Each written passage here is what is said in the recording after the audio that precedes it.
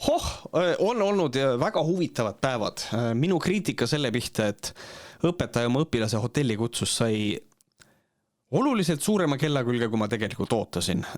Ja ma tahaks nüüd, on piisavalt palju aega möödas, ma tahaks kommenteerida mõningaid väljaütlemisi, mis siis selle seiga või siis otseselt minu pihta on kõlanud.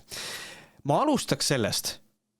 Minu probleemi püstitus ei olnud vanusevahe. Täpselt samamoodi ei olnud minu probleemi püstituseks näitlejate töömeetod, see method acting siis seal. Minu poolest võivad 2 näitlejad koos rolliks valmistudes seksida ka, kui nad tahavad. Kui nad arvavad, et sellest on neile kasu, jumala eest, pange hullu. Mul on täiesti savi. Kusjuures mainin ära, ma ei ole kordagi väitnud, et Tiina ja Mattias seda oleks teinud. Mina ütlesin tegelikult oma videos niimoodi. Ja siis see küsimus ka, et huvitav, kas nad siis seksisid ka seal või?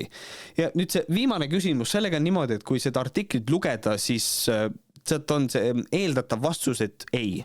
Ja ma südamest loodan, et see ka oli nii. Aga probleem ongi selles, et me ei tea. Ma oleks võinud lisada oma seisukoha sinna lõppu nagu selgelt välja öelduna, mis kõlab nii, et ma ei usu, et nad seal seksisid. Aga ma siiralt arvasin, et see mõte on loetav, seega ma ei öelnud seda. See on nüüd see koht, kus kohas ma siis ütlen, et sorry, minu paha. Mingisugune kontingent leiab aga seda, et nii kaua, kui neid tegu on täisealistega, siis on seksuaalsuhted õpetaja ja õpilase vahel lubatud. Nüüd, nagu ma ütlesin, ma ei usu, et Tiina ja Mattiase vahel midagi sellist oli. Aga ma ei saa jätta seda seisukohta kommenteerimata. Akadeemilises maailmas on õpetaja ja õpilase vahelised seksuaalsed suhted keelatud. See võib sinule isiklikult olla okei, et õpetaja magab su lapsega. Aga akadeemilisele asutusele selline asi ei sobi ja reeglina kaotab selline õpetajaga oma töö. Kindlasti ei olnud minu eesmärk isiklikult rünnata Tiina Tauraitet või siis Mattias Nurgat. Mul ei ole nende inimeste vastu absoluutselt mitte midagi. Mattiast ma isiklikult isegi ei tunne ja Tiinaga ma olen põgusalt olnud ka koos laval. Ja palun vabandust, ta on väga tore inimene. Minu seisukoht ei ole see, et ta on värdjas või et ta on ärakasutaja või et ta tuleks lahti lasta või et ta tuleks vangi panna. Minu seisukoht on see, et ta tegi vea. Minu tegelik probleemi püstitus on väga lihtne. Õpetaja ja õpilase vahelises suhtes on reljeefsed võimupositsioonide erinevused ja sellest tulenevalt ei ole korrektne kutsuda oma õpilast hotelli ööbima. Ja see ei ole ainult minu seisukoht, seda ütles ka lavakunstikooli juht Mart Koldits oma kommentaaris Delfile, öeldes, hoolimata sellest, et õppejõud Tiina Tauraite sellele tudengile juba üle aasta tunde ei anna ning et tudengi kinnitusel toimus kõik vabatahtlikult ja turvaliselt, on juhtumi puhul tegu ikkagi eelkõige meie kooli õpetaja ja õpilasega. Seega oli see viga.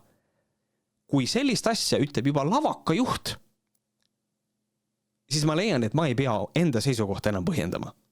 Jan Uuspõld kritiseeris minu sõnavõttu ja totaalselt ignoreeris minu probleemi püstitust või pigem, ma tegelikult arvan, et ta ei saanud aru lihtsalt. Nimelt ta ütles, et igatahes on ses võrrandis midagi väga valesti, kui üks inimene kutsub oma kanalil üles 2 kunstniku loomeprotsessi ebamoraalseks nimetama. Jan, ma ei ole nende loomeprotsessi ebamoraalseks nimetanud. Ma nimetasin ebaeetiliseks seda, et õpetaja oma õpilase hotelli kutsus. Need on 2 täiesti erinevat asja. Ja sellest tulenevalt on ka sinu järgnev küsimus tegelikult vildakas, kui sa küsid, et kui ta püüab moraali lugeda 2 kunstnikule ja neid korrale kutsuda, siis mille poolest ta oma põhilisest rivaalist Varro Vooglaiust erineb? Kõigepealt, aitäh! Aga minu vastus on tegelikult hästi lihtne. Ma ei ole lugenud moraali 2 kunstnikule. Ma lugesin moraali õpetajale. Ma juhtisin tähelepanu, et on astutud üle piiri õpetaja ja õpilase vahelises suhtluses. See, kuidas 2 kolleegi teevad omavahel proovi, mis materjaliga nad tegutsevad, mis stiile kasutades, millised meetodid, kuidas nad tõlgendavad, mul on sellest täiesti ükskõik, minu poolest tehku, mis tahavad. Kui sa nüüd ka veel aru ei saa, helista.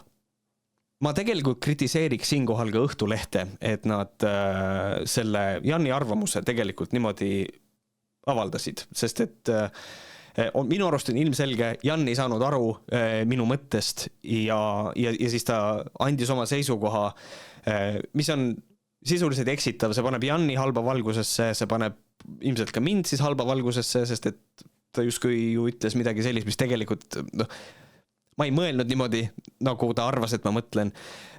Aga ma pean ilmselt aru saama sellest ka, et meediamaja eesmärk ei ole nii väga faktiline täpsus kui see, et saaks müüa oma sisu.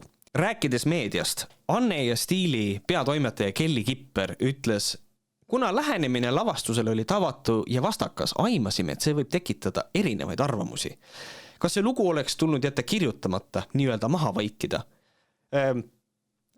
Ma ei tea, kes seda ever ütles, aga palun pange tähele, et ta ütleb lähenemine lavastusele. Et mulle jääb mulje, et ka siin tegelikult sellest põhiprobleemist ei saadud aru ja mul on sellest väga kahju. Delfi uudistejuht Henri Kilves spekuleeris, et võib-olla aitasin ma teadlikult lavastust turundada.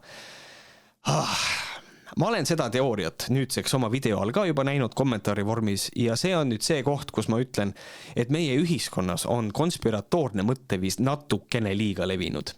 Siinkohal kinnitan, ei, ma kohe päris kindlasti ei olnud mingisuguse turundustriki osa kõige paremal või kõige halvemal juhul, ma ei tea, kus otsast võtta, olen ma lihtsalt kasulik idioot. Aga Henrik tabas kogemata ühte väga olulist aspekti. Nimelt ta kirjutab, et teatrirahvas üldiselt üksteisele naljalt tigedalt turja ei karga, sest ringkond on väike ja kõik tunnevad kõiki. Ja see on selline asi, millega ma olen 100% nõus. Võib-olla mitte sellega, et ma tige olin, aga selline mulje võis jääda. Olgu siis nii. Eesti teatrimaastik on konnatiik ja see on väga suur probleem. Sest et sa võid teatrimaastikul reaalselt oma alluvale peksa ka anda ja mitte midagi ei juhtu. See võib isegi meediasse jõuda. Ja sellest ei juhtu absoluutselt mitte midagi. Kusjuures sa võid isegi lavakasse tööle minna.